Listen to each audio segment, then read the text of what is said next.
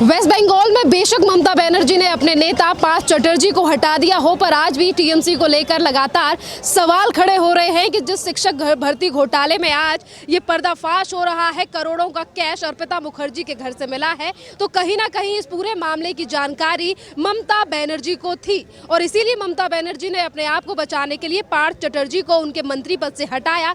और इसी बीच पार्थ चटर्जी का भी बयान सामने आया, जिसमें पार्थ चटर्जी का कहना है कि जो भी पैसा मिला है वो मेरा नहीं है, ममता बनर्जी ने मुझे पद से हटाकर सही किया है। इस पूरे मामले पर राय लेते हैं हम दिल्ली की जनता से, देश की जनता है यहाँ पर मौजूद, और बात करते हैं। क्या नाम है आपका? वासुदेव मन्ना। कहाँ से हैं आप? मैं बंगाल से ही हूँ मैम, और एक कॉमन बंगाली हूँ। अच्छा, आप मुझे बताइए, ममता बनर्जी कह रही हैं कि भ्रष्टाचारियों का टीएमसी से कोई लेना देना नहीं है, और वहीं लगातार सवाल उठ रहा है कि टीएमसी को जानकारी थी शिक्षक भर्ती घोटाले में, जिसको लेकर अब खुलासे हो रहे हैं। मैम ये तो एक एक्टर है, ये एक खाली मात्र ये पार्थ चटर्जी बोलिए और बाकी जो भी ये चोर है, डकैत का सरदार है, ये तो खाली एक्टर है। एक पीछे तो डायरेक्टर ममता बनर्जी खुद बैठी हुई है, डायरेक्टर जो पीछे से पूरा रची रचाई खेल उन्होंने खेल रही है। तो ये एक के ऊपर उंगली उठाने से नहीं चलेगा, क्योंकि पीछे उनका तो सरदार बैठे हुए हैं, जो अली बाबा 40 चोर गैंग की सरदारनी वहाँ बैठी हुई है, और वो ये पूरा अली बाबा 40 चोर गैंग की सरदारनी ये खेल रचाई हुई खेल चला रही है, वहाँ पे बंगाल को बर्बाद करने में चली हुई है। और आज वो जो पैसा दिख नहीं रहा है वहाँ पे, मुझे लगता है वो इन फ्यूचर में एडुकेटेड जो बच्चे हैं, वहाँ के कॉमन बंगाली बच्चे हैं, उनका भविष्य का लाश पड़ा हुआ है, वो घर से निकला हुआ है, वो पैसे नहीं निकला हुआ है। ममता बनर्जी कह रही हैं कि हमारे नेताओं पे अगर किसी ने भ्रष्टाचार किया है तो उनके ऊपर केस हो, उनको सजा मिलनी चाहिए। वहीं दूसरी तरफ ममता बनर्जी ये भी कहती हैं कि संस्था चलाने वाले लोगों से गलती हो जाती है। नहीं, ये तो बोलने वाली बात है, ममता बनर्जी तो बोलते ही रहेगी, क्योंकि इनको जब रेड पड़ता है, चोरी करेंगे आप, और जब रेड पड़ेगा तब आपको हॉस्पिटल का बेड याद आ जाता है, चोरी करते वक्त नहीं आते हैं। जब आपको आपने एक एडुकेटेड बच्चे का फ्यूचर नष्ट कर दिए हैं तब आपको याद नहीं आता है। पीसी वही काम करती है जो उनको भतीजों को सूट करे, उनको खानदान को सूट करे। वो काम नहीं करती है जो कॉमन बंगाली के हित में हो, वो काम करती है जो बांग्लादेश 2 बनाने में काम आए, वो इसी तरह की काम करती है। ममता बनर्जी के नेता कह रहे हैं जो पैसा अर्पिता मुखर्जी के घर से मिला है वो हमारा नहीं है। ममता बनर्जी तो बोलेगी, और कल ममता बनर्जी का जो ये पार्थ चटर्जी का खाली अकेले मत समझिए, आज ये दिखावटी करने के लिए उनको सस्पेंड कर दी गई, ये खाली एक दिखावटी नाटक है। कल वापस वही पार्थ चटर्जी को वापस लाएगी, क्योंकि इनका जो क्या बोलूं नेता, आपने पिछले भी देखा होगा, मैंने ऑन कैमरा नाम नहीं बोल रहा हूँ, क्योंकि इनका नेता इस तरह की होते हैं, गंदी हरकत पे उतर आते हैं, इस तरह की गंदी हरकत करते हैं कि एक गर्लफ्रेंड उनका दवाई लेके जाते हैं तो बीवी एडवोकेट लेके जाते हैं हॉस्पिटल में। जब इन्होंने रेड के चलते बेड में सोने के हॉस्पिटल में बेड में सोने की नाटक करते हैं, तो इनका ऐसी करतूत करते हैं। तो अभी तो क्या बोलूँ, अभी तो खेला चालू हुआ है, आगे देखिए और भी क्या खेल निकालते हैं वहाँ से। अभी आगे भी उनका जो जमीन घोटाला है वो भी सामने आ रहे हैं कि इस जगह नहीं, आपको कई जगहों पे पॉज एरिया में जमीन भी मिल रहा है वहाँ पे, ये सबसे बड़ी बात है। पार्थ चटर्जी के ऊपर कार्रवाई हुई है, तो ममता बनर्जी का कहना है कि मोदी सरकार जानबूझ के करा रही है, दबाव बनाने की कोशिश की जा रही है 2024 के इलेक्शन जीतने की। हाँ, क्योंकि दीदी बौखला गई है, वो मेंटली डिस्टॉर्टेड हो गई है, क्योंकि उन्होंने पीएम बनने का सपना देखा था। कुछ दिन पहले उन्होंने ट्रेंड करवा दिया था कि दीदी दिल्ली जावे ना, ऐसे कुछ एक नारा देके उन्होंने ट्रेंड चलवा दिया था कि आने वाला, ताकि कॉमन बंगालियों के ऊपर ये प्रतिच्छवि फैलाने के लिए, एक साइकोलॉजिकल इफेक्ट फैलाने के लिए ये किया था। और आज उसी तरह से आपने भी पिछले कई दिनों में देखा होगा कि ममता बनर्जी जी ने मोदी जी के ऊपर ये कमेंट्स करते हैं, ताकि कंकर भेज दूंगा आपको, ये फलाना ठिकाना, या तो उनको वहाँ बुला के जब रिलीफ देने के लिए जाते हैं उनको वेट करवाया जाता है, इस तरह की गंदी हरकत करते हैं। और खाली यहाँ पे ख़त्म नहीं होता है, इनका जो ये पीसी का जो भतीजा होता है ना, वहाँ पे है भतीजा, उनके ऊपर भी ईडी मारा था। तो ये भी घोटालों के सरकार है, पूरा एक से बढ़कर एक घोटालेबाज यहाँ पे उपस्थित है, और जिसका मूल सरदार दीदी खुद है। चटर्जी को आज को निकाला है ममता बनर्जी ने, जब इससे पहले शिक्षक घोटाला तो काफी ज्यादा पुराना है। क्या इस बारे में ममता बनर्जी को पहले से चीजें पता थी?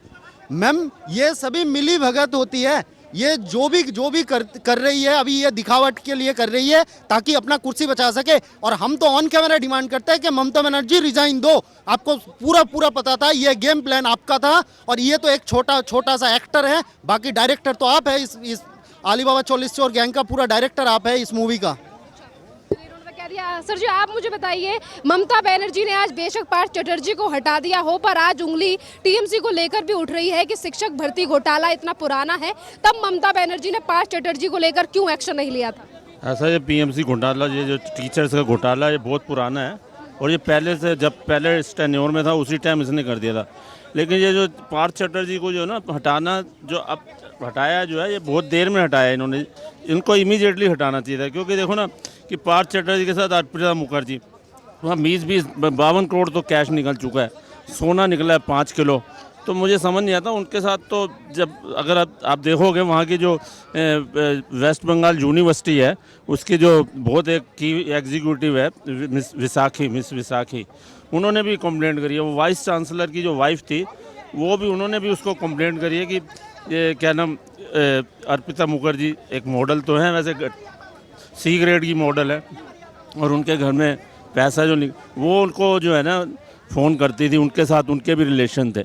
तो वो कह रही है कि पैसे इतने निकले हैं कि मतलब किस लिए, मतलब 40 करोड़ आए कहाँ से। अब उनसे वो पूछते हैं पैसा कहाँ से आया, वो ये भी नहीं बताती कहाँ से आया, जबकि सरासर ये पार्थ चटर्जी के पैसे हैं वो, और वो बोलती भी नहीं है। पार्थ चटर्जी कह रहे हैं कि मेरा पैसा नहीं है, ममता बनर्जी ने सही किया मुझे हटा। अरे आया नहीं तो फिर वो उनके साथ आरडी, कभी आरडीओ में, कभी आरडी में, कभी मर्सिडीज में, उनको अलग अलग कारों में अलग अलग ड्राइवर क्यों दे रखे थे, और वो रात को उनके घर भी जाती थी। और ड्राइवर ने खुद बताया, एक ड्राइवर को भी हिरासत में लिया गया था जब पैसे निकले थे। वो भी कहता है जी मेरे को भी हिरासत में लिया गया, लेकिन ये है कि हर गाड़ी के लिए ड्राइवर अलग था। और उनकी माँ जो है एक टूटे फूटे मकान में रहती है और खुद आलीशान बंगले में रहती है और पोश कॉलोनी में रहती है। और इसके साथ साथ मोनालिसा का भी नाम आ रहा है, एक मोनालिसा भी है, उसका भी नाम आ रहा है। उसके पास कम से कम नहीं तो 10 अपार्टमेंट हैं वहाँ पर, और खुद किराए के मकान में रहती है। वो भी इनके साथ तो जब देखा जाए तो कहना तो नहीं चाहिए, लेडीज़ चलती थी, लड़कियाँ चलती थी, इनके पसीना पोंछने के लिए तो लड़कियाँ होती थी। जनता पार्टी के नेताओं का कहना है कि ममता बनर्जी को नैतिकता के आधार पर इस्तीफा दे देना चाहिए। जनता क्या कहती है? बिल्कुल उनको इस्तीफा देना चाहिए, क्योंकि उसके टेन्योर के अंदर अराजकता जो है ना, लॉ एंड ऑर्डर इतना बेकार हो गया कि उनको बिल्कुल दे देना चाहिए। अब पीछे जब इलेक्शन हुए थे विधानसभा के और लोकसभा के, कम से कम बीजेपी के 65 आदमी मारे जा चुके हैं, और इस बार विधानसभा के जब हुए थे उसमें भी कम से कम 60-70 आदमी मारे जा चुके हैं, और सब बीजेपी के थे।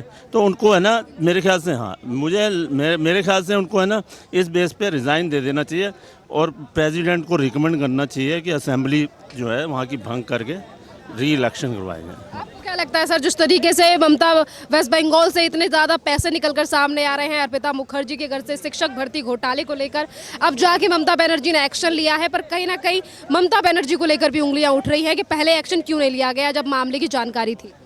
पश्चिम बंगाल की मुख्यमंत्री हैं ममता बनर्जी, और अगर उन्हें पता चलता है कि उन पे कोई इल्ज़ाम लगाया जा रहा है कि वो पैसे उनके हैं, और वो फिर ये कहती है कि पैसे मेरे नहीं, जो व्यक्ति इल्ज़ाम लगा रहा है उसके हैं, तो इतना कमज़ोर मुख्यमंत्री शायद भारत के इतिहास में कभी नहीं हुआ होगा, जिसे ये भी नहीं पता है कि सामने वाला करप्ट है कि वो अपनी सच्चाई किस तरह से पेश करे। पहली बात तो ये। दूसरी बात, जिस तरह का माहौल पश्चिम बंगाल में है उसको ध्यान में रखते हुए भारत की जनता, चाहे वो भारत के किसी भी कोने में रहती हो, उसे पता है कि पश्चिम बंगाल में क्या हो रहा है, वहाँ हिंदी भाषियों के साथ वर्षों से क्या होता आ रहा है। वो हमारे बहुत सारे मारवाड़ी भाई हैं, बहुत सारे क्या है कि हरियाणा से गए हुए हैं, बहुत सारे एमपी से गए हुए हैं, वो जब वहाँ का हाल बताते हैं कि उनके साथ किस तरह का व्यवहार होता है।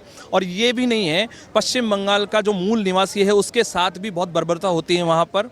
अन्य पार्टियों जो भी वहाँ पर चुनाव लड़ने की मंशा बनाती है या अपना धरातल तैयार करती है, उनके साथ भी बहुत सारी घटनाएं घटित होती रहती है। किसी तरह के राष्ट्रवादी संगठन वहाँ नहीं चल सकते, और ममता बनर्जी अपने आप में बंगाल की जनता को एक स्लो पॉइजन देती जा रही है। आने वाले समय में ये जनता एक ऐसा सैलाब लेकर उमड़ेगी कि ममता बनर्जी जैसी महिला उस सैलाब में बहकर चली जाएगी, और एक नई क्रांति, एक नया संचार, एक नए बंगाल का निर्माण होगा। हम सबको इस बात पे। बनर्जी कह रही हैं 2024 में जीतने के लिए मोदी जी केंद्रीय एजेंसियों का इस्तेमाल कर रहे हैं। नहीं, केंद्र की एजेंसियों के बारे में राज्य के मुख्यमंत्री को इतना नॉलेज कैसे? पहली बात तो ये प्रश्न चिन्ह तो यहाँ उभरता है। दूसरी बात, केंद्रीय एजेंसियाँ इन कामों के लिए नहीं होती कि चुनाव जीतना है कि हारना है। ठीक है, बंगाल के अंदर जब नरेंद्र मोदी और अमित शाह जी ने और भारतीय जनता पार्टी ने चुनाव लड़ा तो ममता बनर्जी की हालत क्या थी ये पूरा भारत जानता है। ठीक है, और किस तरह से उन्होंने भारतीय जनता पार्टी में जुड़े हुए बहुत सारे नेताओं को डरा धमका के वापस अपने पार्टी में लेने की कोशिश की। ठीक है, तो जग जाहिर है कि उनकी क्या स्थिति है और देश की एजेंसियां किस तरफ काम कर रही है।